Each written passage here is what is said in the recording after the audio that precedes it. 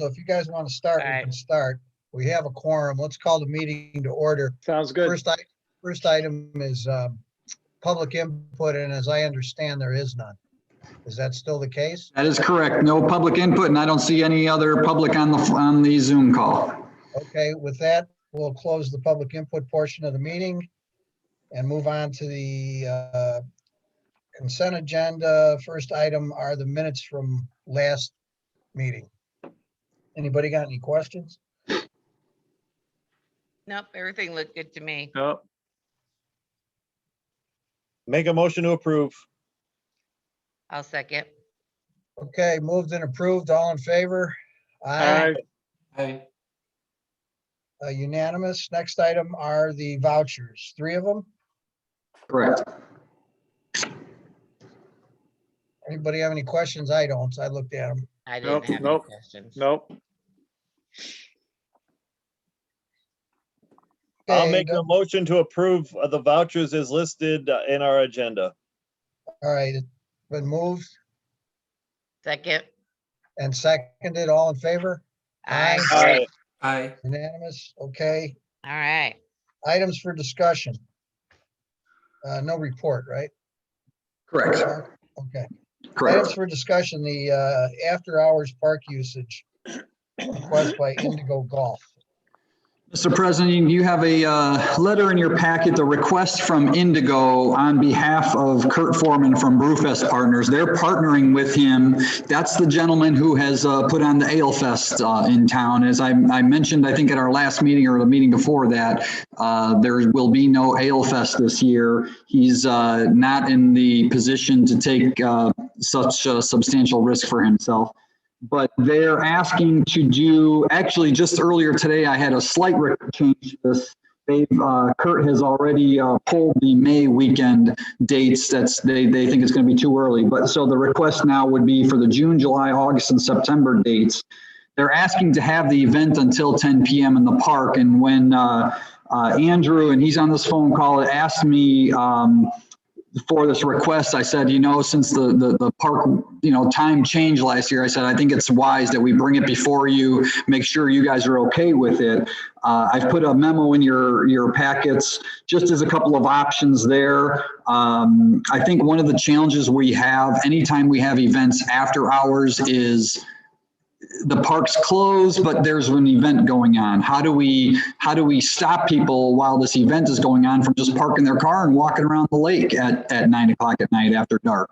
So I think that was just one that I wanted to make sure before you and bring it to you with some options and look for your guys' direction on how we want to allow this particular year. Well, and then they want to start at 7 to 10. That's like 7 hours of drinking beer. No, they'll start at 3 p.m. would be the start time. Okay. It's a matter of what time. They want to go till 10 p.m. So it would be 7 hours. It would be 7 hours of drinking beer potentially.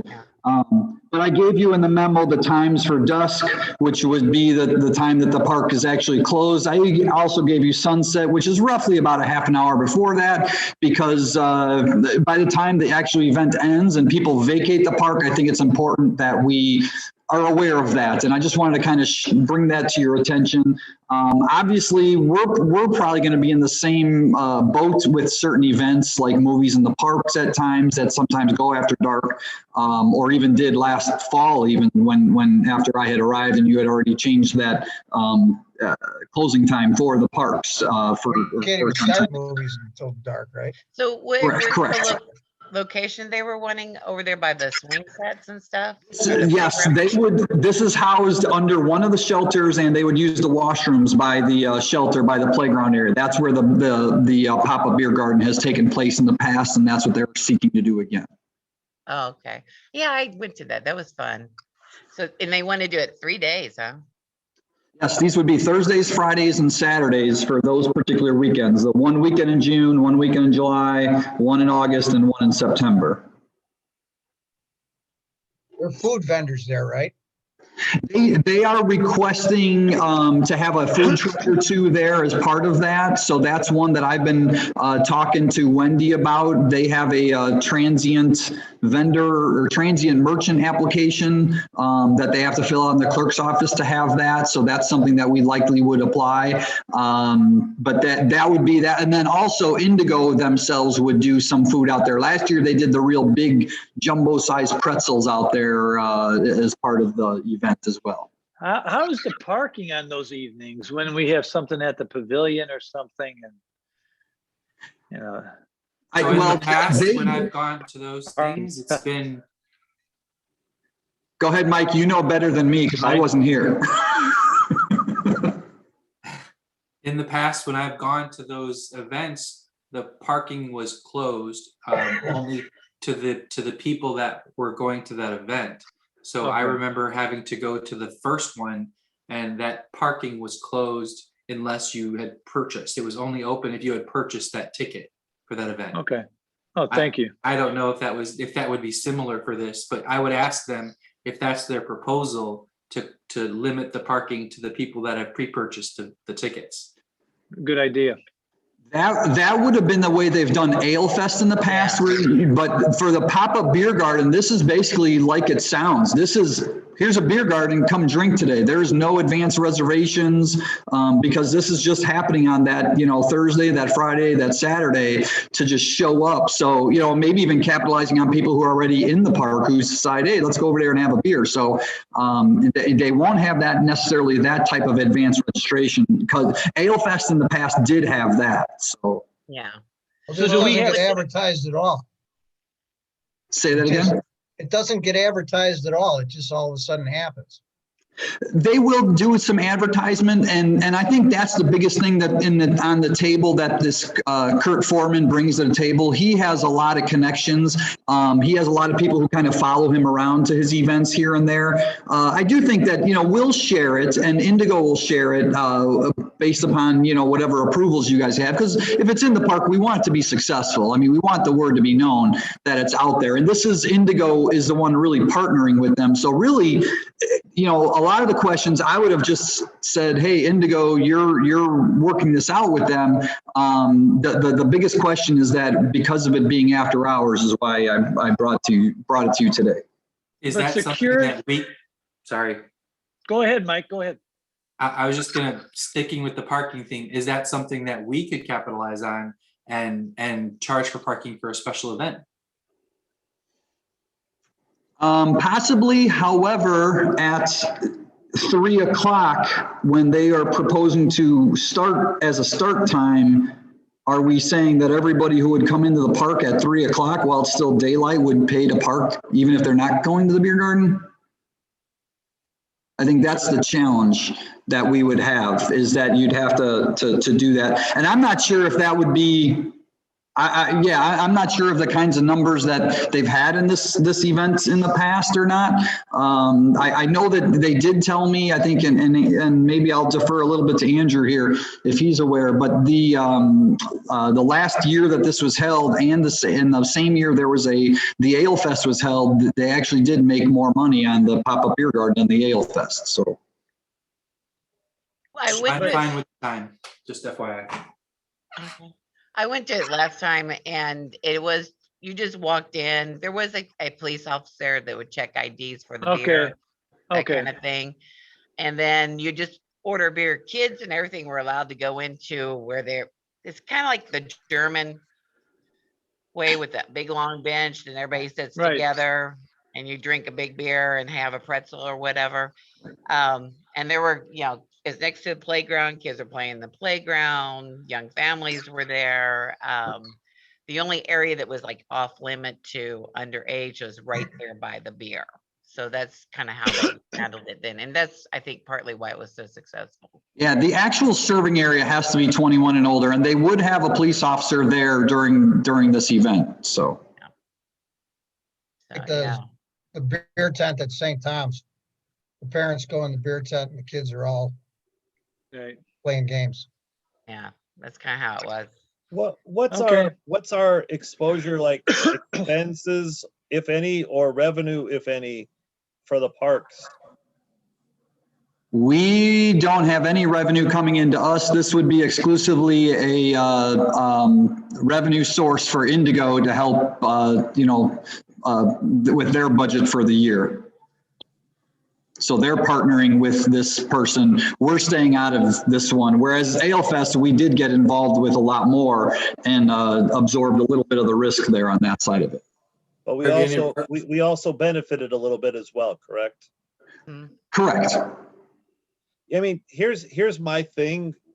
I get it, Ale Fest and exposure.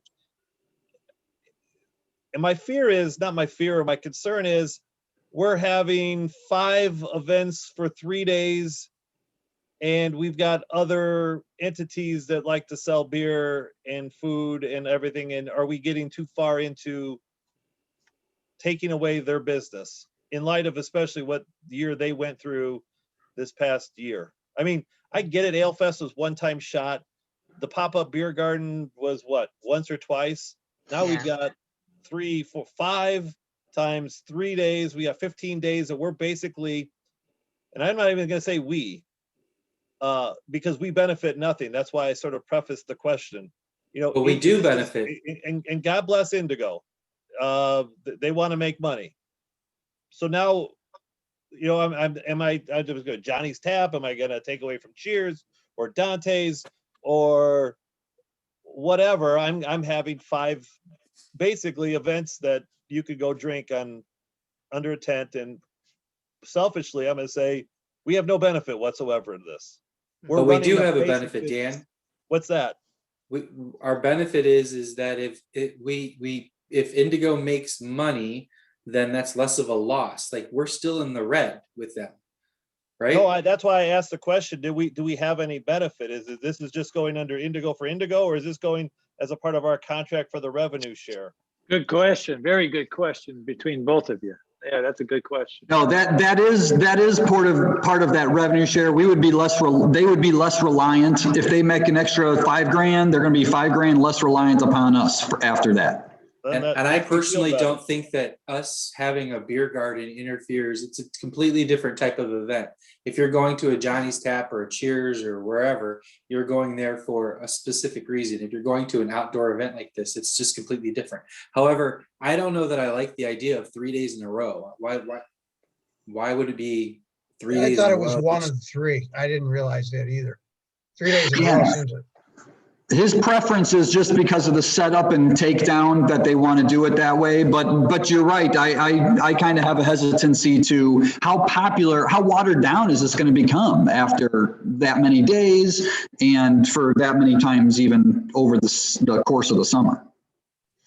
Mark, I agree. Andrew, just wanted to, the reason he went to the 3 days this time, because the last time he did the pop-up beer garden, he did it for 3 days. That was the first time that it was the 3 days, and that turned out to be so successful. So he wanted to just piggyback on the last time because the 3 days were successful. But if it turns out that it's not, he will fluctuate moving forward for the other events if it's not as successful. Okay. I also imagine that inclement weather could potentially drive him, if it was really bad, just to cancel it without, having that risk on that particular day or something. I'm fine with it. Yeah, 10 it's o'clock? just a matter of deciding when it needs to close down. I'm personally thinking more dusk, because it's even in the summertime, it's like 9 o'clock. So, Dusk is fine with me.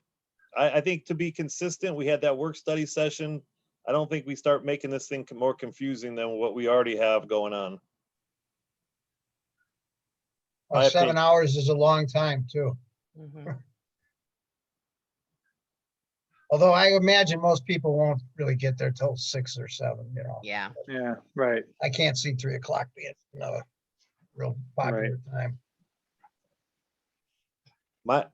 So I'll make the motion that we close at dusk and we approve it as the dates. If that's what you're looking for. Okay, we're not talking about May, right? Correct. Minus out May. Okay. Yes. All right, I'll second it. Okay, moved and seconded. All in favor? Aye. Aye.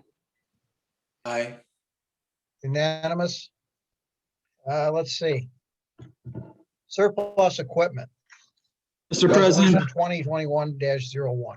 you have resolution 2021-01 in your packets. It is a listing for surplus equipment that we are looking to dispose of either via a public sale, which will be the first intent, and if there's no interest in getting your approval to dispose of those various items. Is all this stuff in one place? Like if somebody wants to go see it? Almost all of it is at Centennial in the basement of the clubhouse, except for there's one slit seater that is at the park shop. We're gonna probably leave that over there to, and then when we put the word out for people to come view this, they'll contact Kevin to go over there. They'll contact Bob to come here to view the particular items. Anybody have any questions? Just one quick question. When we sell this vast amount of equipment, then we make all this tons of money. Does it go to the general fund or does it come back to the parks? You know, I'm not 100% sure on that. I might like to defer to Wendy if Wendy can jump in here on this call. I know she's on the call. Sorry, I am, Wendy. and I'm not sure either. Hi, guys. I'll find Hi. out and let you know. And Okay. I'll try and find out before the end of the meeting. It Okay. doesn't, I mean, it's not gonna change my vote. We're gonna sell surplus property. I just was curious. Okay. All right, Well, I just a mean, if second. it's ours, it should come to the park. Yeah, I understand. Sometimes it doesn't though, just because how ordinances are written, but Okay, well, we'll ask Wendy to find out Yeah. our way. 10 for So it. we need a motion. All right. What was the, I'm sorry, what? I'll make a motion to approve resolution 2021-01. Fine. Second. Okay, moved and seconded. All in favor? Aye. Aye. Unanimous. Centennial What was it, Park Wendy? State. That phone right now, that call was Trisha. She's also on the phone and she said it does go right back into the park fund. Okay, Great. good. Good. Thanks. So, Thank Tricia. you. and We'll wherever find it some more comes from. stuff. Well, thanks, thank Trisha. Thank you, Okay. Tricia. Centennial Park signs, signage.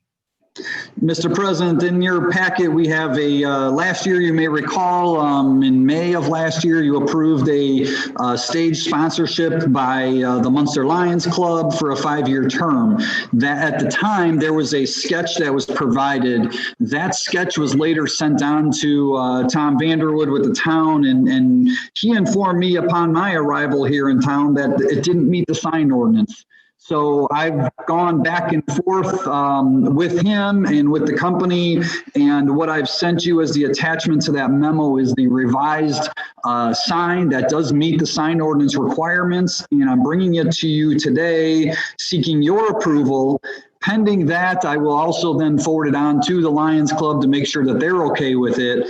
And the other, I guess, piece of the pie on this item is pending those, assuming those get approved, I will probably come to you later once the sign is actually installed to revise a 5-year sponsorship term to make it correct. And so once the sign is actually in place to change that 5-year term, because it was approved last May. In essence, that clock's already ticking, but I think it's fair to wait till the sign was in place to begin that term. Okay, Well, I'll move so to we need a approve motion the, for this. I'll motion to approve the Lions signage. I'll second that. Moved and seconded, all in favor? Aye. Unanimous, thank you. We move on to the utility vehicle purchase. Mr. President, in your packet, you have a memo from me summarizing a 2021 John Deere Gator piece of equipment, a utility vehicle that we are desiring to purchase. We had budgeted for this in the 2020 town GO bond process. And this is a new additional piece of equipment to help the park maintenance staff accomplish the various tasks to operate and maintain the park. It would be housed out at Centennial Park, but it can be moved and trailered out to other locations when that is necessary and the need arises. The proposal is attached from Sourcewell Cooperative Purchasing Program that meets the town purchasing requirements for the governmental's competitive bidding processes. And we are seeking to purchase this from the 2020 town GO bond proceeds. And this is a utility vehicle from Sourcewell in Cary, North Carolina, at a total cost of $28,185.06. Anybody have any questions? Nope. So we need Very a motion. expensive. Motion to approve. Second. Moved and seconded, all in favor? Aye. Aye, unanimous. Fairway mower purchase. Mr. President, this is another budgeted item in the bond process last year. However, this one would be paid for from previous park bond proceeds that we are still have available to us. The materials, besides my cover letter in there, there is a memo from Dan, our golf course superintendent. He had received 3 quotes. They were all within $603.25 of each other. And I did ask him to seek out the Sourcewell price. The Sourcewell price was actually more expensive in this particular instance. The weight that Troon and Indigo Golf carries, I think, brought about better pricing direct to them as he quoted those items out. He did go ahead and try test drive, if you will, all 3 of these items.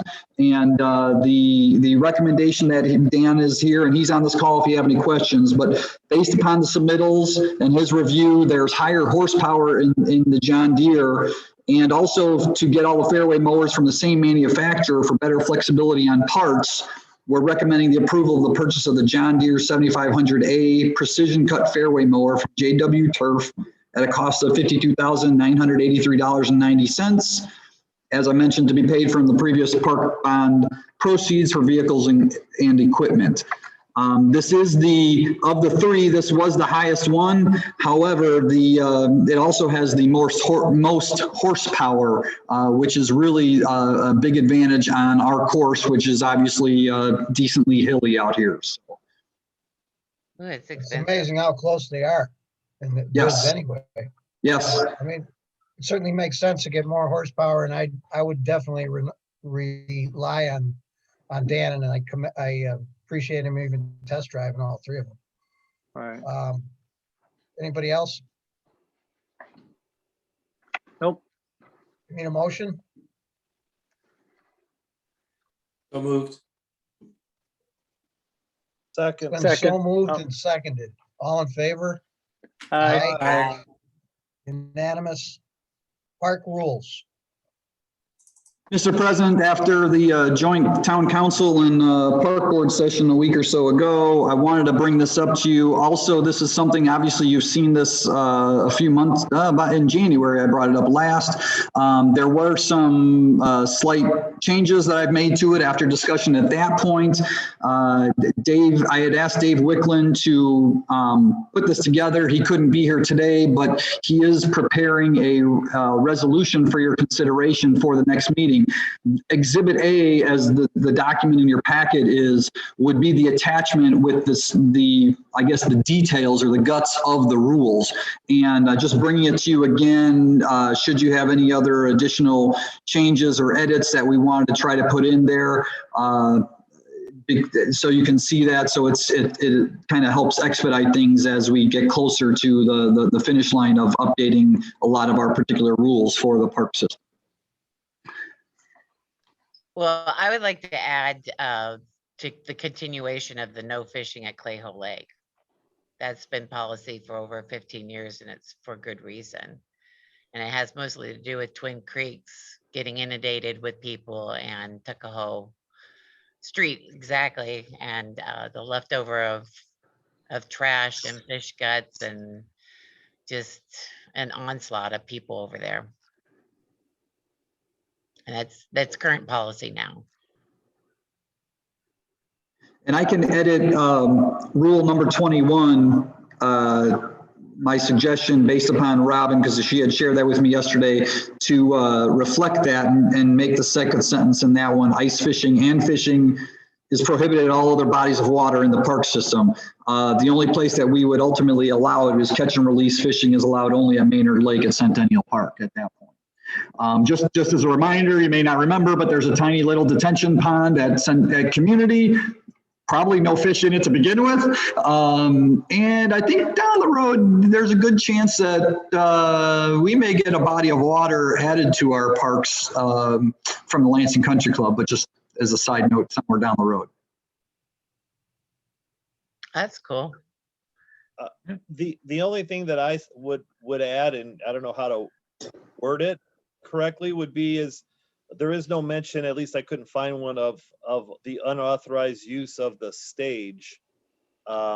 We've had that battle where people have plugged in and jammed out. I mean, I get it. We're not talking about just kids running on the stage. We're talking about bands having full-on concerts there or DJs. So I don't know how to word it. I'm not an attorney.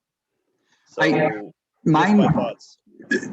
Dan, my belief would be number 18 would be the one that would cover that, which reads groups of 15 or more must obtain a permit to use the park shelter, any park facility or green space. That's kind of been our rule, but if we need to edit that, we can add something to that to cover, and because obviously a stage could be one person potentially, just blaring music. I mean, it's just my thought. That's the only thing that I wanted to specify, but if you think that covers it, want to make sure that it's there. I don't know about if 18 covers that. I mean, that's my quick look at it. I don't know. Yeah, I kind of feel the same. You could have you know, a one man operation.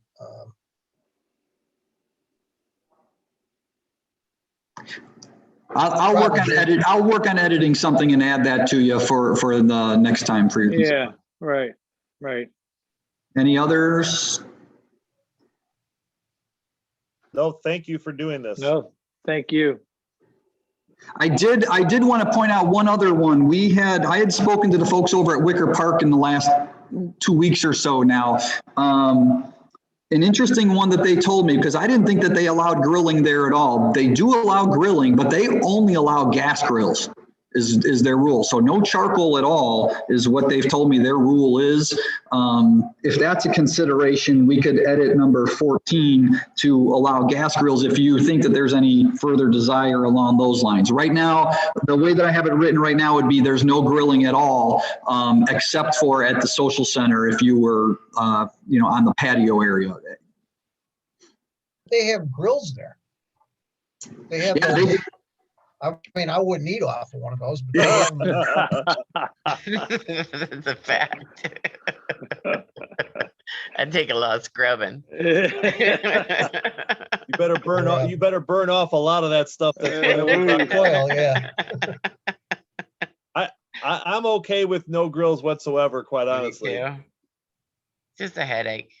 Because you can start getting into tailgating, and people have little gas grills. I agree. Pass. Yeah. I can. Okay, I will. I don't. Do people cross country ski in the parks? Anywhere? I haven't seen. This just says Centennial. I mean. Yeah, I haven't seen it anywhere, but in the region, I'll say it that way. But you guys may have seen different experiences than I. I've seen. Plus, I think that Park. Yeah, well, those are mine. Well, there you go. Then I saw you. I think I think grills would probably be more of a safety issue or a real safety issue than what's been previously described as safety issues. So I would avoid it too. Right.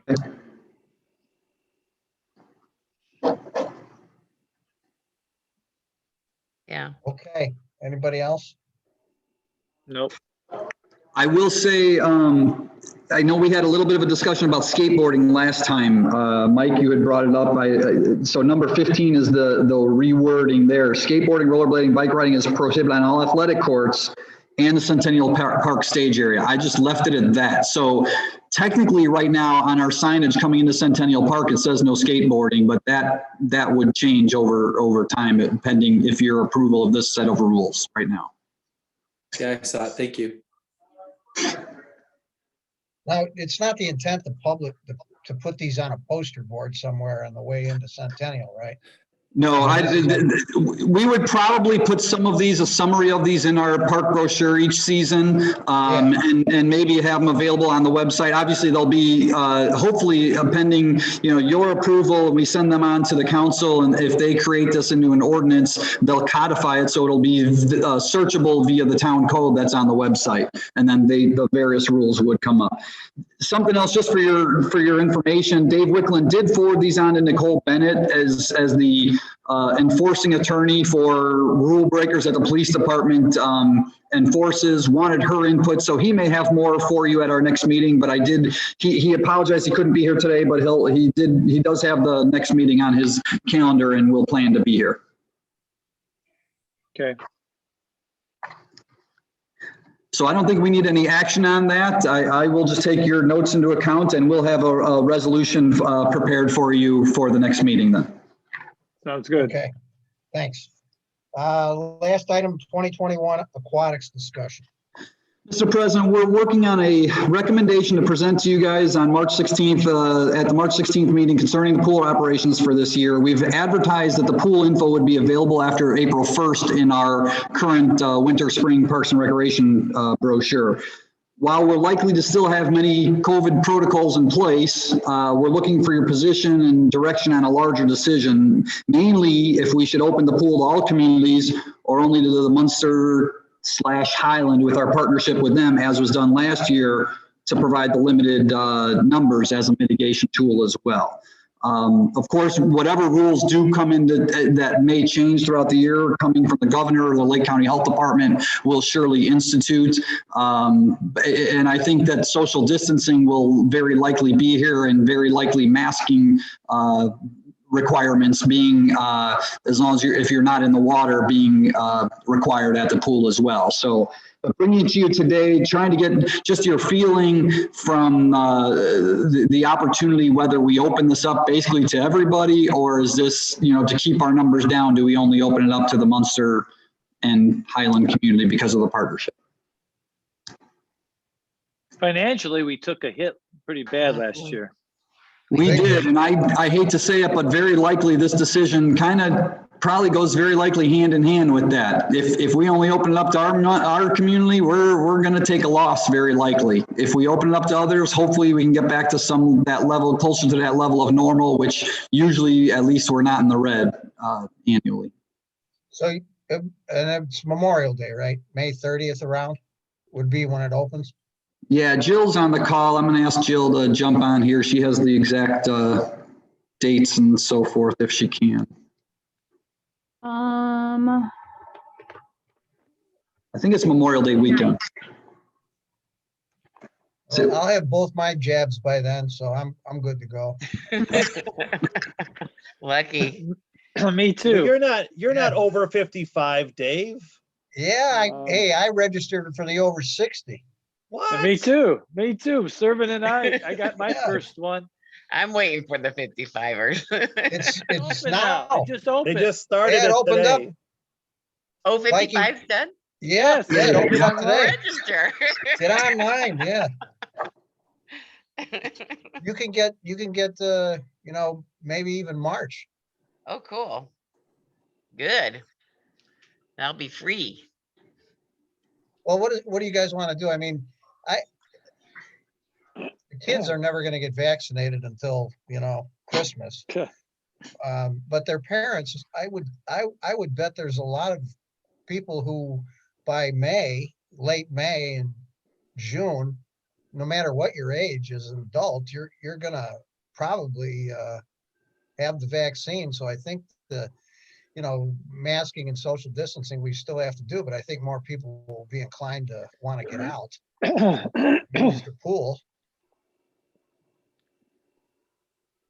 And keep in mind, we were open last year in the middle of all this. So, you know, right. obviously we limited the numbers, and that was, I think, the major, I believe, I wasn't here, but I gotta believe that was probably your major factor at the time, was the best way to mitigate people in the population and control those numbers was to say, hey, let's let our taxpayer folks get in there first. I don't know. Yeah. I don't know if Jill could answer more to this, but I don't think we were going, even with the social distancing, a full house often enough.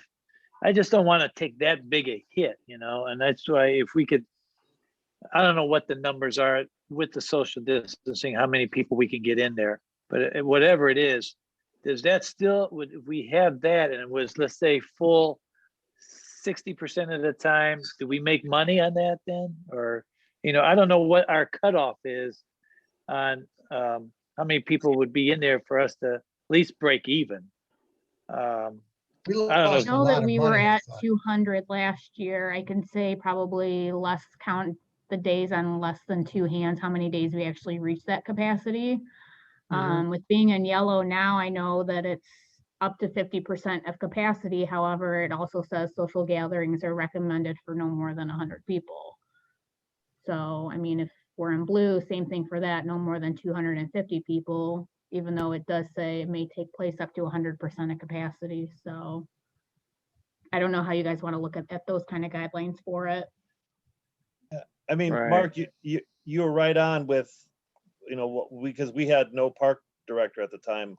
The reason why we did what we did with Hammond, Highland and Munster was because we knew there was a controlled number. We knew we could control that number. We at least understood who was going to buy passes. So that was how we did it, as opposed to saying, okay, the first 150 show up or first 200 show up, but then what you've done really is create a line of people waiting to get in on a 90-degree day, all hanging out so close to each other.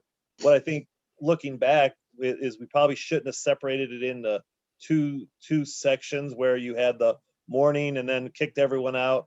I understand it was for cleaning, but it probably destroyed some of the mojo going on, that people that got there at, say, 11 or whatever time, they're really enjoying their time, and they probably could have stayed. But I mean, if you're asking opinions right now, I still stay with Munster and Highland, just for the fact of what Jill said is, if you look at the guidelines, you're still supposed to stay whatever within that range. And then I'll fight myself and argue against it and say what Dave said is, by May 31st, most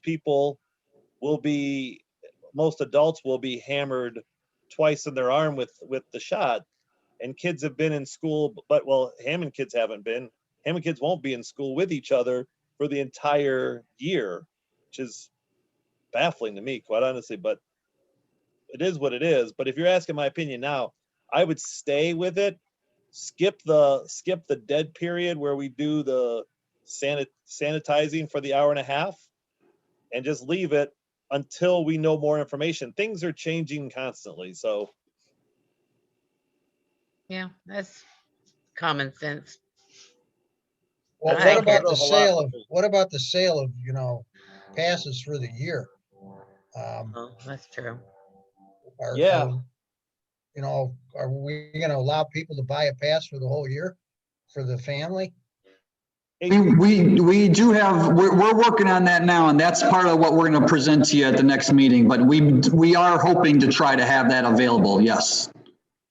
But it would only be for Highland and Munster then, right? Well, that's the major decision. I wanted to get your guys' feel as the board to kind of give us that guidance, and then we'll bring you the more detailed plan at the next meeting, so you can kind of look it over and if we need to, you know, make any little edits. And again, and this was, the intent was to try and get this ready, obviously, by April. I think you're right. I mean, today's March 2nd. We're almost 90 days before we would open, but I will say, in the office, we do get, and we've gotten a handful of people who've already called, who are already wanting to come and buy passes and things like that. So we just want to make sure we've told them, hey, by April 1st, we'll kind of have a direction. You know, we can surely postpone that a little bit, delay that a couple of weeks, if we need to, but we want to try to start working on our perspective to put a plan together that is available for us. I think the other option that maybe could be a consideration also is it'd be a little difficult for us, but I agree with Dan with the one time slot, and that's something that we've already internally discussed. We're not going to break it up into 2 time slots, but the option of, I guess if we have a capacity, I would not want to have more non-residents there and or I'd be at capacity and turning residents away. That's the fear that I would have. Now, again, it could only happen a handful of days throughout the year, but that would be the worry that I would have. Yeah. I mean, I'm going to put, well, do you have any other recommendations? I know you're going to formally do it in 2 weeks. I mean, what do you guys think? I mean, my only opinion, my only scare part is the capacity, not scare. It's just trying to be consistent with what the governor is saying, hey, if it's only 50%, our capacity, I believe, was it 600? I thought that was at least, yeah. But I mean, it's a work in progress, because by May 30th, who knows what he's going to say? I agree. What'll be the, I mean, it's for sure, it's not going to be the way it is now. Let's hope not. Yeah, right. I mean, if I was to guess at what our future is going to hold, I would say it's going to be open like it always has been to everybody. But if you're looking at my opinion right now, just because I'm trying to abide by what the current situation is, it would be limit to just the people that are considered, Munster and Highland and the pass owners or whatever. So. Jill, what do you think? How many Highland people? I know it's a very difficult question, and I know it's going to be a guess, but do you think it was 50-50, 2/3 Munster, 1/3 Highland last year?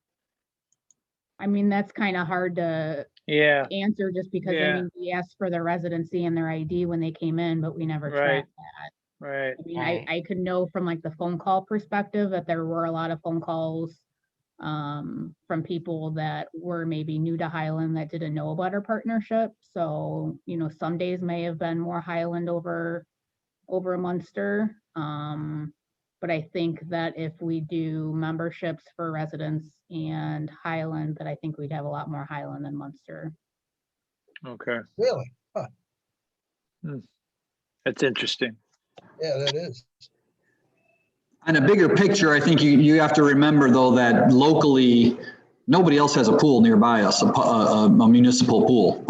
there's none anymore. It's gone the way. I mean, you guys all know the old ones that have disappeared. The next closest is basically, Hobart or Deep River Water Park. That's, so they're few and far between. But I think we definitely have an interest, and I think we turned a lot of people away from outside our boundaries last year. I mean, so another thing that we might be able to consider is doing a mock or a mixture kind of bag, and maybe not allow non-residents in after an hour or two of being open for the day. I mean, that could be another option and things like that. But let us, I mean, just by, I think the information you gave us kind of gives us a little bit of direction that we can try to formulate a formal plan. I agree with you. It's still in flux, but we wanted to, we're trying to gear up and treat it as a, getting ready for a normal year, but yet it's still not there yet.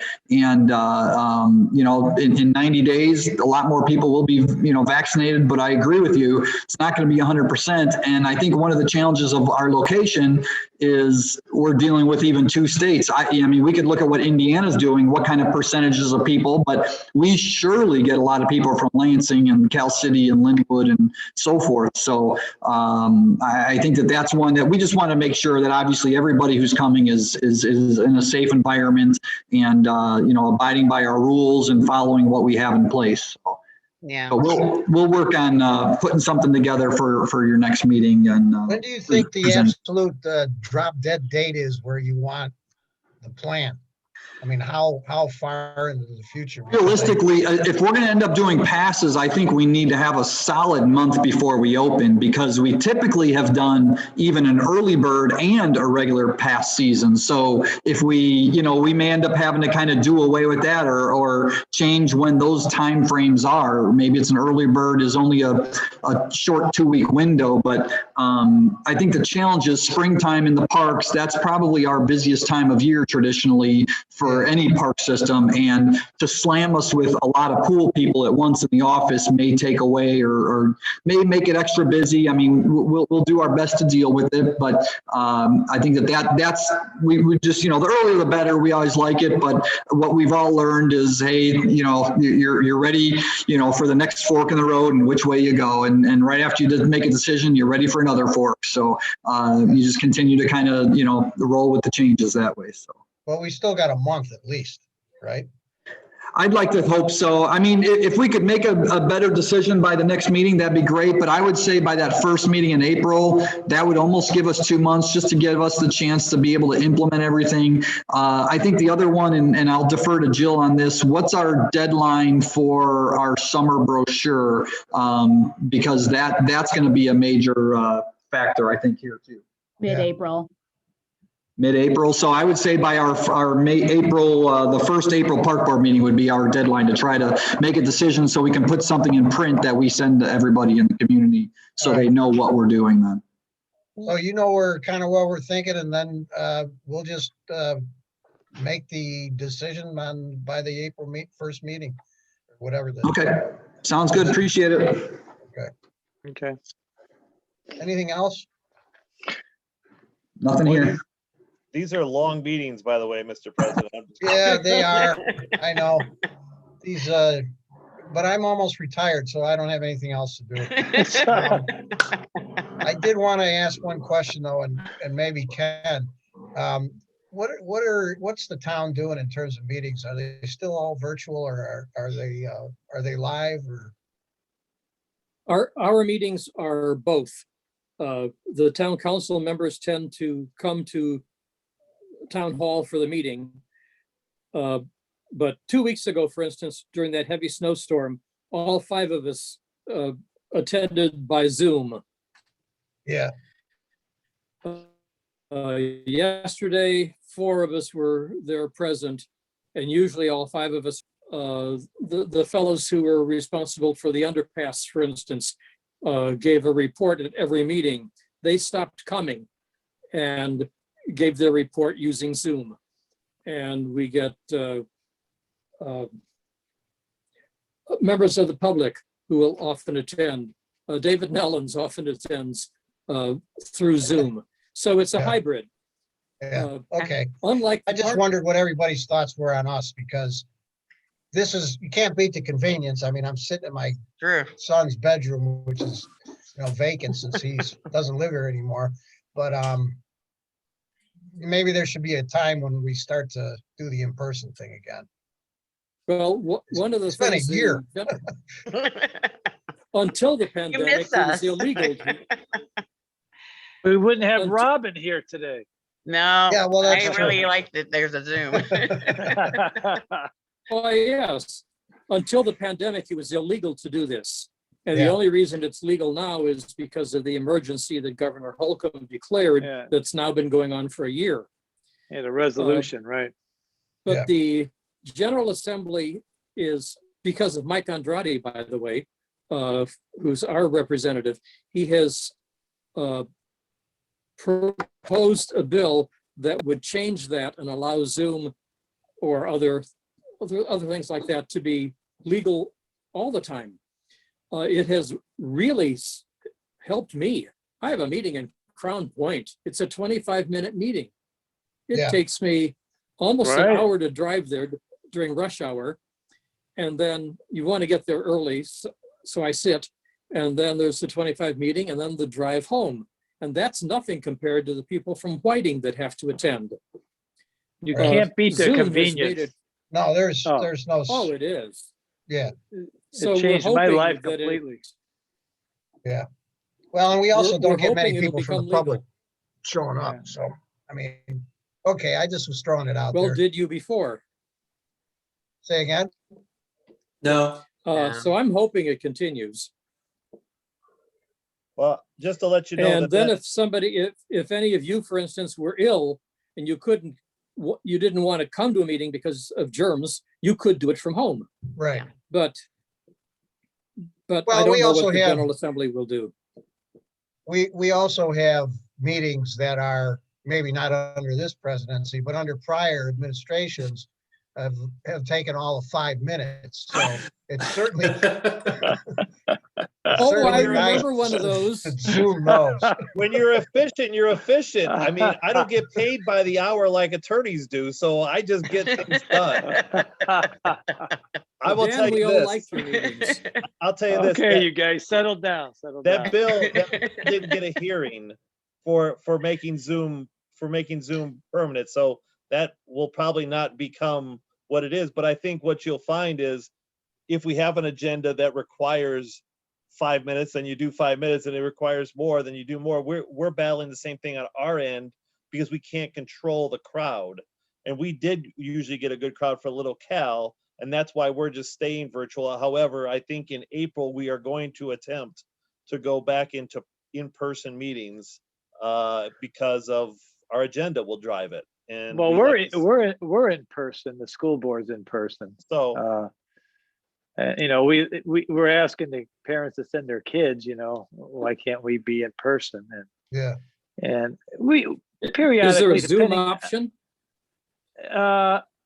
No, we haven't been doing No. a Zoom option. No.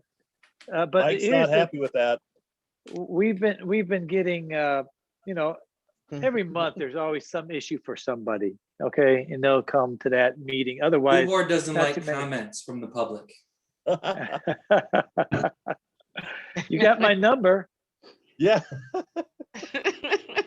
You got my number. See, now we got to settle them down. Hold on, guys. Oh. All right, well, I've just thrown it out there to see what everybody's thinking, so. Yeah. We'll keep doing what we're doing for now, and maybe, when I get fully vaccinated, I'll show up. It's 55 or older now. I know, Yes. but I'm older than that. I'm. Me scheduled. too. What is it in Illinois? Can I ask that question? Does It's anyone still know? 65. You know, Always. I was telling at the beginning of this meeting, and I don't want to drag this on, but my mom Oh, is come on, you 80 do. My mom is 87 years old. She lives in Illinois. She went to the Kroger store in LaPorte, Indiana to get her two jabs because she couldn't get one in Illinois. And my sister found this Kroger that just opened up and said, hey, she's from Illinois, but you know, she's over 65. Can she do it? And they said, yeah, sure. So we drove her down and she got it here. That state I is, thought you had to be an Indiana resident. Yeah, I thought Now we you do. showed an ID. now you do. No, Yeah. Oh, okay. When They she closed that got her loophole. first, when she first got her first shot, she did not have to. They I knew got she my was from first shot Illinois, yesterday. and it was fine with them. Oh, did you? You went Yeah, to I got Illinois? mine first yesterday and nobody asked for any identification. I had a reservation. So they asked, you know, are you Ken? And I said, yes. And they asked my birth date. That was just sort of, I guess, They- to I got it- confirm I that got was it really me. I got it last week. And they asked me to show my ID. A community? No, I was at St. Margaret's. I did it all online. I don't know if I have to show it because I still got a couple weeks before I go. But the community hospital is doing 700 shots a day, very efficient. Yeah. So, Oh, it was was- no big deal. Yeah, right. Mark, do you mind? Do I mind? Yeah, I mean, it's awkward, I would think, for you to be in an empty room. I'm okay. I mean, I'm gonna mask up. I will say I just got over something. I was, when we had your joint study session, I was homesick that night, so it would allow me to participate. Otherwise, I probably wouldn't have been there if you were in person. But so I get the advantage, and it's definitely a flexibility to have the opportunity to do it this way. But I do agree that unfortunately, some of these other conversations that kind of go in hand and getting to know people and the public, I think, is a little hesitant always to, okay, when can I speak up? When do I talk and things like that? And I think that, you know, most people are pretty courteous. They don't want to just interrupt and jump in and say something. So I think that that's always a challenge on the Zoom platform to make sure that everybody understands how to, the process of the meeting. Yeah. Yeah. And not everybody has the capability of attending that. Everybody's. Well, And I know at the beginning of the time, I didn't know how to, quote, raise my hand if I had a question or to submit something. So in person is great when you can do it, Yes. except for the travel to and from. Yeah, that's a pain. I know we've never had the large crowds, but my worry would be is all of a sudden if you had 30 people show up in the main meeting room, but again, I guess at that point, that's what your masks are for. You can't social distance, so everyone needs to be masked up, so. I can't remember We ever social having 30 distance people at a and meeting other mask than up. one time, and that's because the park wasn't maintained well. So that's an incentive to maintain all our parks. That's right. Anybody you go, else? Mark. If not, no, since it says an hour and Dave can bill a full hour for this, even though we're only going to get $600 no matter what, I make a motion to adjourn. Amen. I do too. moved Okay, I'm Robin, on go. vacation, guys. and seconded. Okay. Let's do All in this. favor? Aye. Aye. Hey, Aye. Mike. Unanimous. Laura Lyden says hi, our favorite travel agent. She's with me. Who? Laura Lyden. Oh, Laura, she's Yeah. with you. Oh, that's funny. Yeah, I No, didn't I said realize hi. you guys knew each other. Next Yeah. time we'll get the invite. Yeah, Okay. next time you can come. All right, See you guys. later. Have a good day. Bye We'll bye. see you. Bye-bye.